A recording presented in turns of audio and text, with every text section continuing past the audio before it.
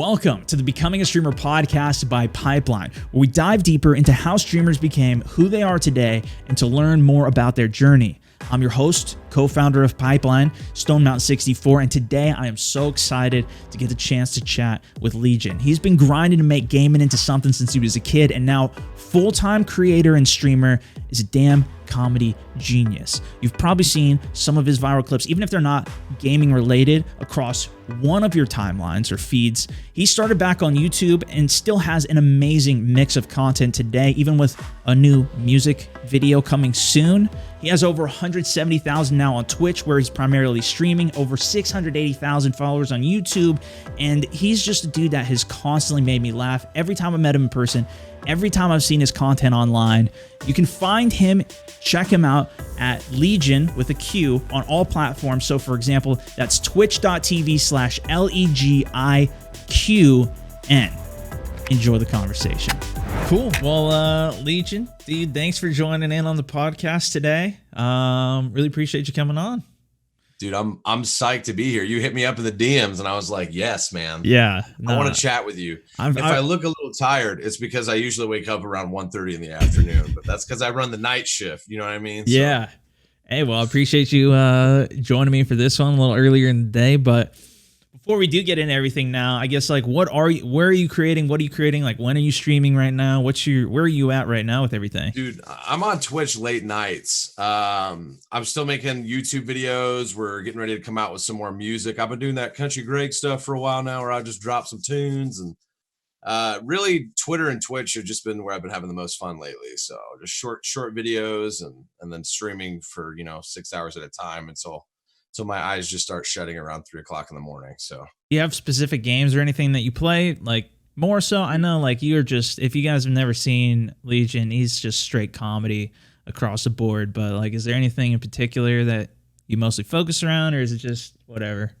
My man, it's still Call of Duty. I play a lot of Modern Warfare. Yeah.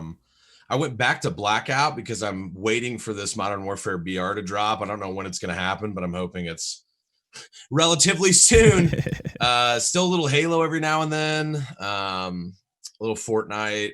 I've been seeing people playing Tarkov. It just looks like it looks like it wouldn't. I have a very short attention span, so I don't know if I could sit there for 4 hours and then have my teammate murder me. So and then the Country Greg as well, that's literally like I don't know, is that like a, I mean, obviously it's music that you make, and it's like a character and stuff that you do, but are you still keeping up and doing all that? My alter ego. Yeah. So we've got a song already done for the summer. Dude. We're working on some more covers before we hit that time here within the spring. And I'm very excited to come out with some more music. It was a total joke, like literally a total joke. We recorded all this in my friend's bedroom, and then it happened to be the biggest stuff I've ever put on my channel. So how did it start as that joke? Well, so I've always like done raps and singing and stuff like that whenever I'm broadcasting, just to kind of kill dead time. And the guy that actually made my channel intros, I went to high school with, and he was like, hey man, what if we like did some music? And I was like, you should just come over and we'll just rock it out. And we did a cover of 21 Savage's Bank Account, and then like 20 major rappers and R&B artists retweeted it, like Chris Brown, Slim Thug, like anybody you can think of. And then I woke up and I was like, this has like 30 million views across the board. I'm like, what's going on? So we just kept going. And then we have this fake storyline where he forgot to pay his taxes. So that's why he's been gone from the music scene for about 8 months, but he's coming back now. So. Dude, that is awesome. Hey, well, I'm definitely excited to hear more from it, because I saw it blowing up. I saw this video. Somebody sent it to me, and I was like, dude, I know who that is. Like, what? Dude, I'm telling. Was it on Facebook? Because I'm telling you, man, me and you especially, we might be running that demo over there for random videos to share. So before you got into, like, because you've been creating content for a long time, right? Like, before you got into it, were you always like making videos? Was that something that was an interest of yours, or how did you get into that space before it, I guess? Well, I started going to Halo tournaments when I was like 12 years old. So back in the day when I was like a little kid, I was like, what I really want to do is like play video games professionally. And back then, I think like the most people were making a year was like $45,000. But when you're like 11, you're like, that's like that's like a Kia Soul. You know what I mean? Like, what? That's crazy. And then from then I started getting into sketch comedy. And then the whole YouTube stuff kind of took off whenever I met my group of friends back in the day randomly in a search and destroy lobby. And they already happened to have YouTube channels. So they were kind of like, hey, we're going to put you in a video. And I was like, that sounds fine. Here's my link. And I went to sleep and woke up and had like 30,000 subscribers in like a day and a half. And Whoa. crap my pants. So yeah, very, very random blessing that happened to me. And that would have been in February of 2013. So it's 7 years now I've been doing this as a job, which is crazy. So then, I mean, did you started to just blow up after that first video that somebody else had posted? Yeah, it was insane. Like, so it would have been the crew. It was like KWR Speedy, I'm Jehovah, Nobody Epic, Deluxe for all those guys from back in the day that were really big in the Call of Duty scene. They just took me in and we meshed really well. And we started making a lot of content. Then we started to travel to like these live events. And we were kind of, I think, one of the first big groups back then. Like there were multiples, but we were kind of one of the first big groups back then in the Call of Duty scene that exploded. And it was just funny because I was still going to college all the way into early 2015. So you'd be sitting there in class and some kid would recognize me from videos or something like that. And I'm sitting here like, I cannot believe somebody knows me from these stupid voice videos that I do on Xbox Live. It's still crazy when people recognize you. So you were doing some sketch comedy, we're playing games, was interested in doing something competitive, kind of figured out that, oh, I could do, like this YouTube thing's a thing. Were you watching any of it or did you know about any of it before that encounter? None of the guys that I met when I met them. So what was insane is I was like, oh yeah, I've got like 400 views on a video beforehand. I was like, we were like celebrating. And then I knew I wanted to keep doing the sketch comedy. So from the get-go, we just kept doing like these really ridiculous videos. And then the competitive switched over to Call of Duty. And then I realized, I was like, you know what? It's way too hard to be a pro gamer. So I'm just going to be a troll gamer and just have fun with it. And then it ended up being far better. Yeah. And then I got to go back when you get bigger, you play in those exhibition tournaments. So people think you're garbage because you're funny. And then you spoke some people and then they're like, wait, what's happening? And you're like, that's right. Yeah, actually got some skill. Try hard. So when you started creating, like, okay, that video does well, you were already creating some videos though at that time, right? Like, yeah, but no gaming videos. No gaming videos though, just sketch. One montage that was like awful.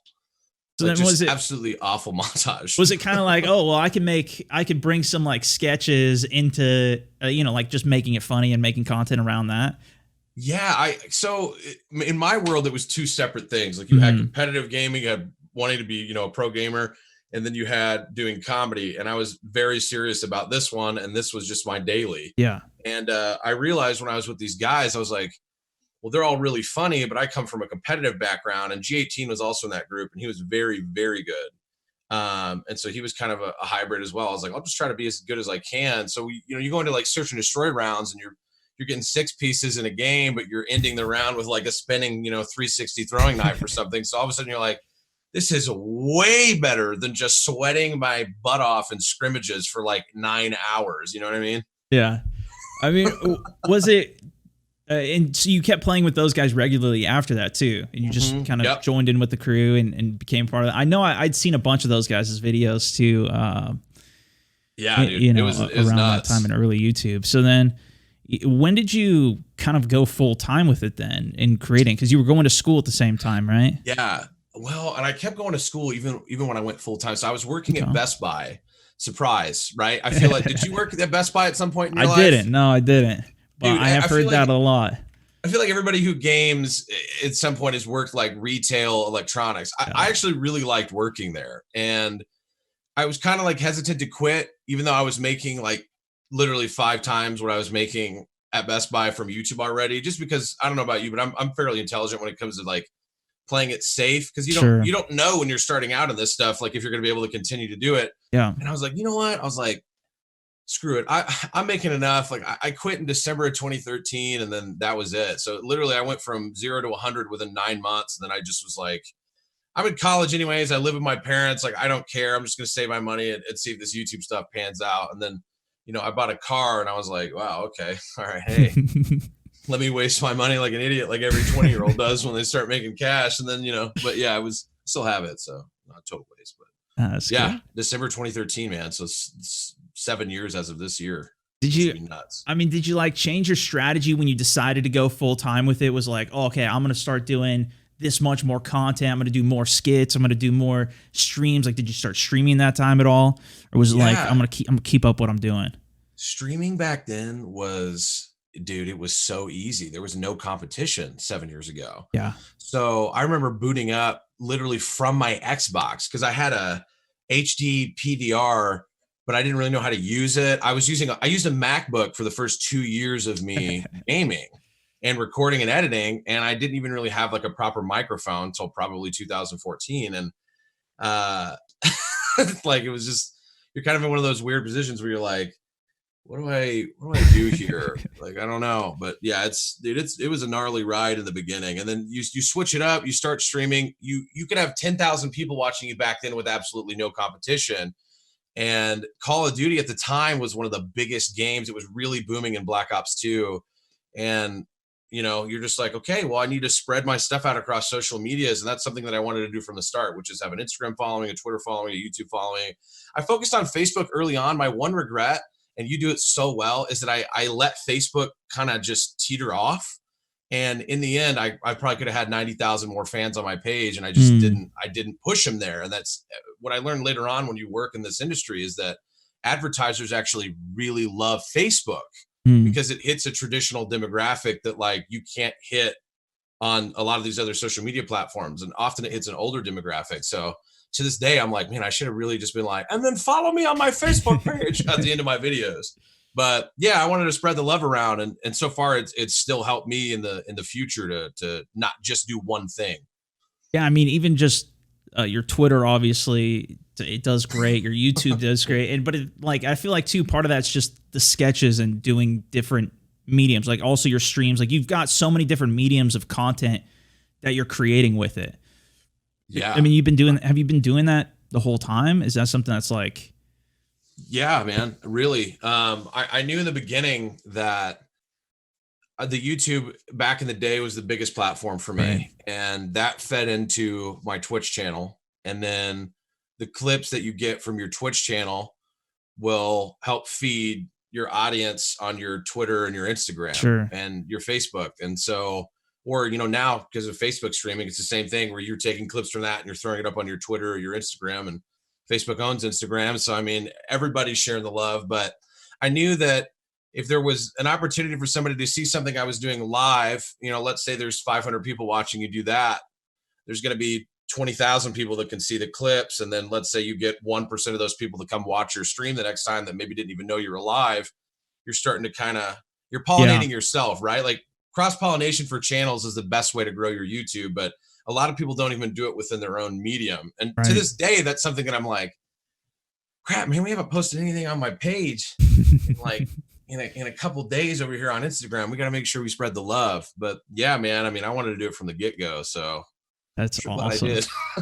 And I mean, when you're feeding into like Twitch, for example, how did you, I mean, was it an easy transition for you to go over to Twitch? I feel like every time I've hung out with you, you're just you like 24/7 and super on. So is that something that was like easier for you to go on to Twitch? Or because I feel like a lot of people also struggle coming over from YouTube or coming over from other sources of me, and likewise going the other direction where maybe they're more comfortable on Twitch and then don't feel comfortable making a video or recording a funny skit or whatever. Yeah, I think it's much easier nowadays because I think there's like a formula for everybody, which is if you Twitch stream and you get big there, you just pay an editor that puts clips together and you develop a YouTube channel without you really having much to do with it, except for maybe publishing the video.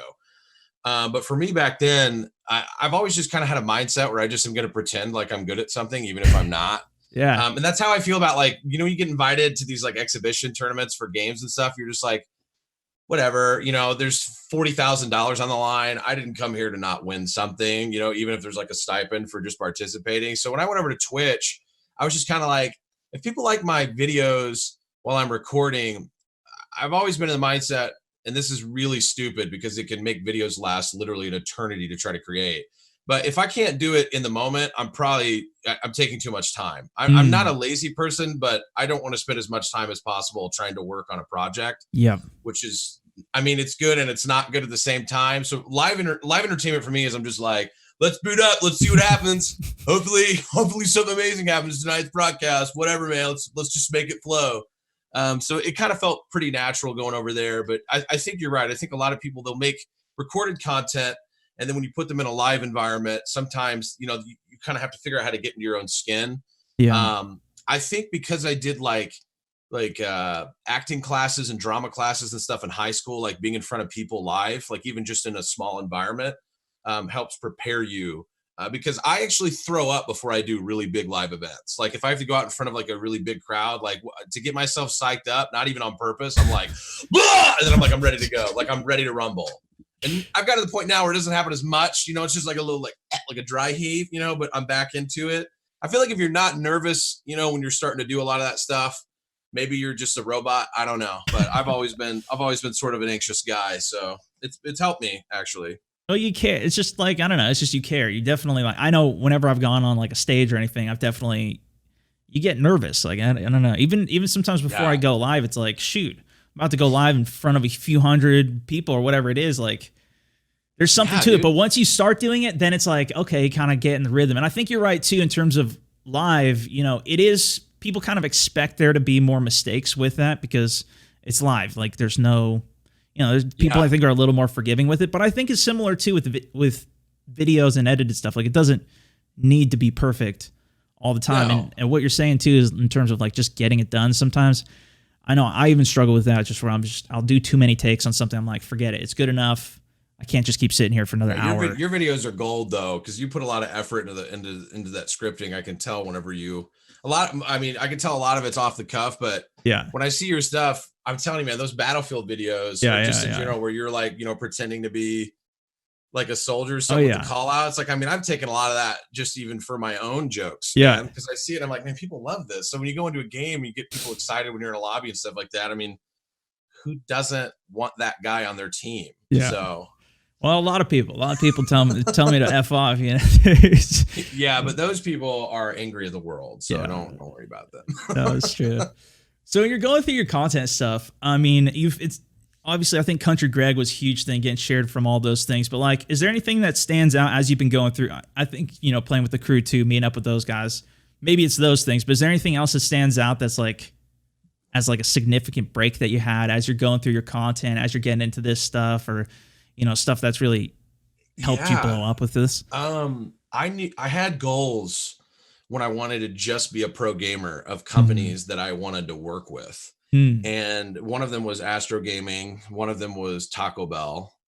And I knew from a kid, I was like, if there's a chance that I get to work with these companies, I want to do it. So I actually tried to establish early on a relationship just on social media where I would post kind of obscure humor posts about their brands. And, so I made this really ridiculous video where I'm like driving with these Astros on when I was like 16 years old or 17 years old. And to this day, they will send me that video because they thought it was hilarious, because it kind of blew up back in the day on the MLG forums, not even like on a website. It just had like 2,000 views back then. So somebody within the brand had seen it. And with Taco Bell, apparently I'd been tweeting about them every week for like 2 months or 3 months or 4 months worth of time. And so I actually ended up getting to work with and be partnered with both of those companies. And I think a lot of working with brands is trying to find companies that you have an organic relationship with. Yeah. I eat a lot of Taco Bell, and I pretty much only wear Astro headphones. So in my career, the fact that I've gotten to have those breaks where I get to work with those people, where not only they assist you in like funding, but also with kind of getting involved within the community, like, it's nuts, man. Because you don't think like when you're 15, 16 with these aspirations that they're going to happen. And when they do, you try to pretend like I belong here. But really you're like, oh my God, I can't believe this is happening. You know what I mean? Yeah, no, so you're such a big fan of something. And then to have some type of partnership or some type, even like the recognition from them to get messaged by it is like, it's so sick. Cool, because you are a fan of it. And I think a lot of people sometimes they're like, oh, well, you're just doing this for money or whatever. But it's like so many things are like, it's just awesome. Like imagine being a fan of a game and getting invited to go to an event for it. It's like, yeah. dude, and that's how we met, actually. Yeah. Like through Titanfall and the Star Wars games.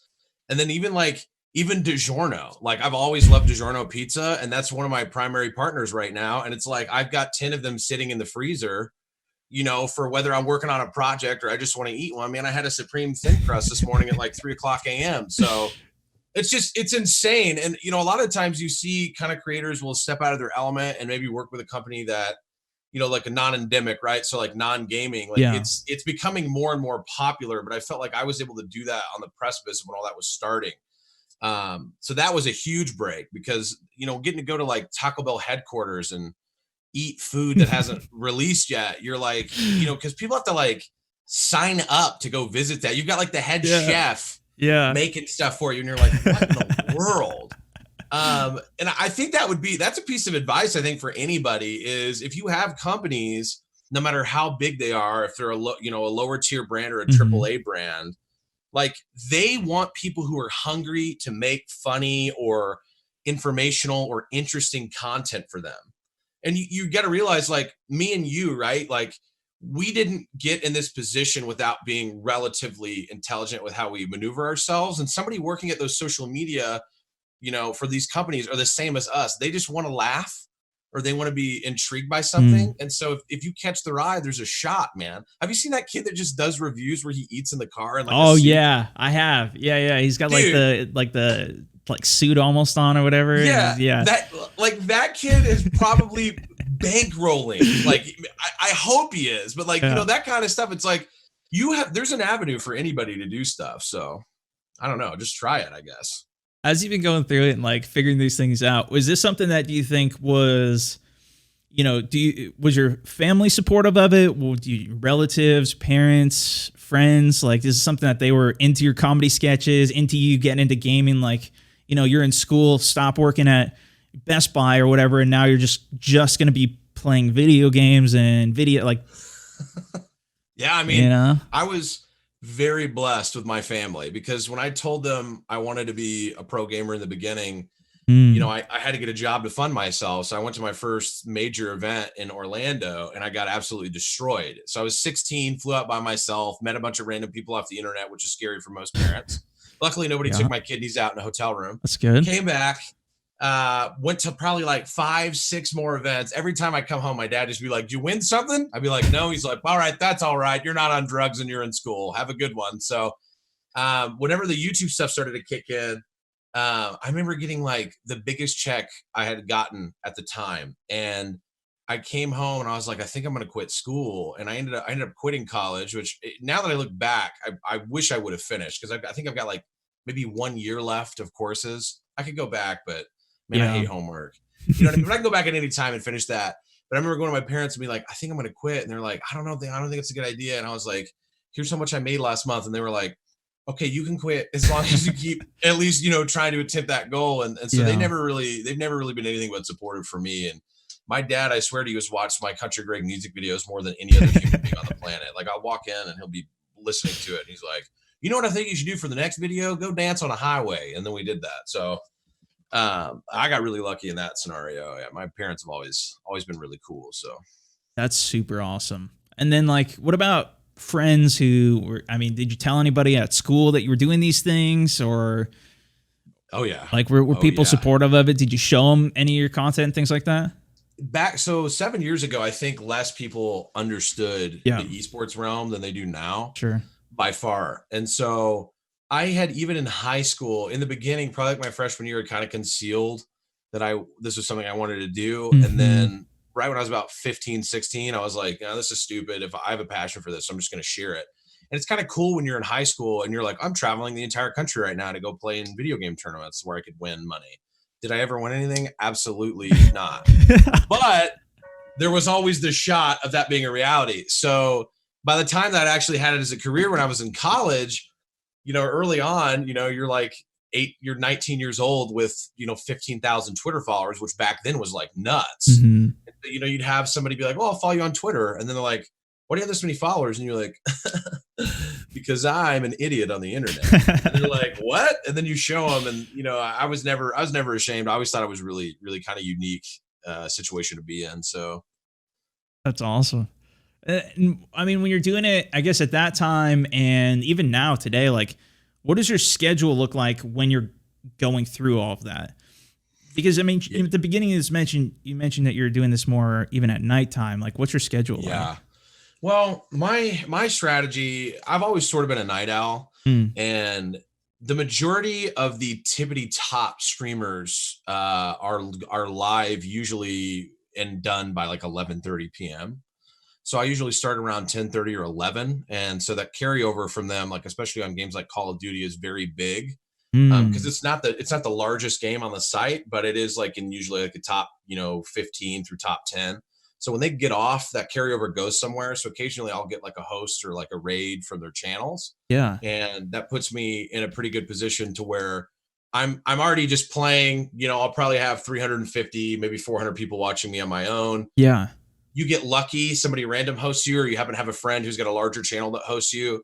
Those blessings kind of come in. I just feel like I relate really heavily to those people that are working like those overnight security shifts at like a train yard, because I always, the gaming time I had whenever I wasn't working at Best Buy or going to college was always like really early in the morning or super late at night.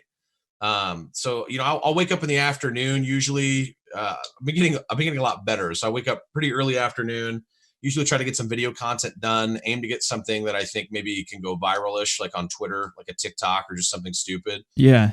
And roll through, like I've done those Ariana Grande videos where I just dip my sleeves. Oh my God. Bro. Yeah. Those are great. I love her music, right? Like I've always been a fan of Ariana Grande's music. And so I saw a friend on Twitter, like washing his hands with the sleeves. And I was like, that looks like an Ariana Grande thing. And we started putting those videos out. And I noticed on TikTok, like thousands of people were having like 2 million loop videos. And I was like, yes. But then, I'll try to record and do some collaborative stuff with YouTubers, you know what I mean? Probably from like 6 to 10. And then I usually boot up my own stream afterward. I don't usually like to stream when I'm recording with other content creators, because I feel like it kind of gets clustery to where I don't want to be like, hey, Timmy805, thank you so much for the subscription. And then you're like unmuting yourself or you forget to unmute. Like people record for their content. They don't want to hear you engage with, your stream as much. So sure. I try to separate those, and then late night streams, man. So dude, that is awesome. I don't want to keep you too much longer here, so I just want to wrap out. You mentioned a little bit of advice. I don't know if you have any other general advice you give to anybody just thinking about becoming a creator, trying to come up with some ideas or anything, any advice you'd give out. Yeah, I got some great advice. So Stone Mountain is one of the nicest dudes I've come into contact with in the gaming, and I'm always rooting for him to do well. And one of the things that I have always tried to do myself is usually be kind as a creator to anybody that I run into. And I feel like I have basically 5 rules that I kind of follow myself. Number 1, when you get into a position where anybody's reaching out to you, respond to your emails. Number 2, try to have your socials popping on all aspects, even if it's just consistent for one thing a week. Just try to figure out how to have your streams consistent, your content consistent. And then, basically 3, 4, and 5 is just don't be a mean person. I feel like most people don't understand. Like if you have a boss that you work with, right, at a regular job, that is just an absolute loser of a person, like just super mean, a control freak. Like you do not want to work with that person. Same thing happens when you work with major businesses, major gaming companies. They do not want to rework with you if you are somebody that's going to be difficult. And a lot of that comes in response. Also, being proactive. People don't even understand that most companies don't even, like, they'll have budget for something, right? But they have nowhere to put it because nobody's reaching out to them to do any sort of content. And the sky literally is the limit. Like you could go from literally being a 1 stream viewer to a 10 stream viewer. And what people don't understand is if you have, 180 friends on your Facebook page and you get 10% of that to come watch your broadcast and then they share it, eventually your channel just continues to skyrocket. But it is a very, very difficult journey to get big and to be a big streamer. So that really it should just be that you want to do something because you're interested in it. And if it turns into a career, it turns into a career eventually. So just don't stop the grind, but also be smart and don't quit college early. I've seen people do that. Have you seen that now? People just quit their jobs and in school to like stream for 8 people. Like, unless Sure. Bill Gates is watching and donating you $100 million a year, like, I don't know why you would take that risk. Stay smart with it. Yeah, definitely, man. Fantastic advice. Listen, hugely appreciate you joining in. If people want to check you out, find you, where do they go? What are they looking at? What are they looking for? Twitch.tv/LEGIQN, and that'll find you and everything at LEGIQN. So at Legion with a Q. Perfect, man. Dude, thank you so much for joining in. Super awesome to hear more about your story. And yeah, love to see where you're going. Dude, thanks looking for forward to having your me new on here, your new music and everything. Dude, I'm looking forward to all of your new stuff on Facebook. Thanks for having me on here, man. Heck yeah. Thanks, dude.